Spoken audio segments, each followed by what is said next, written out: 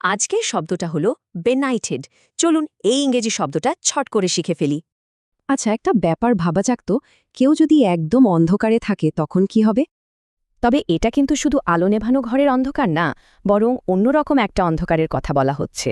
সেটা হলো জ্ঞানের অন্ধকার। আজকের শব্দটার মূল আইডিয়াটাই কিন্তু এটা। চলুন শুরু করা যাক।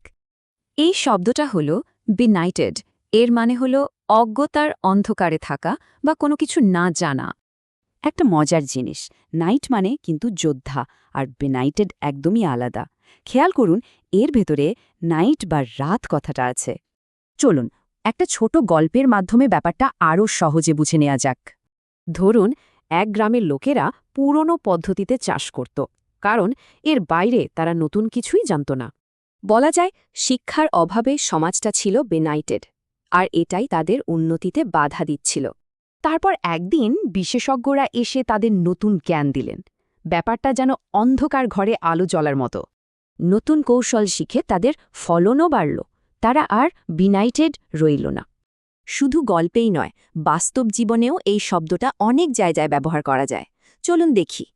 এই বাক্যটার মানে হলো কিছু নেতা প্রযুক্তিগত দিক থেকে বেশ পিছিয়ে, মানে বেনাইটেড আর কি।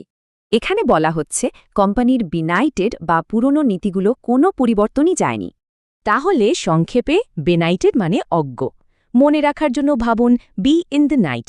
আর এটা কিন্তু সবসময়ই একটা নেতিবাচক শব্দ। সবশেষে একটা প্রশ্ন, আমাদের আশেপাশে কি এমন কোনো বেনাইটের ধারণা দেখা যায় যেখানে একটু জ্ঞানের আলো দরকার?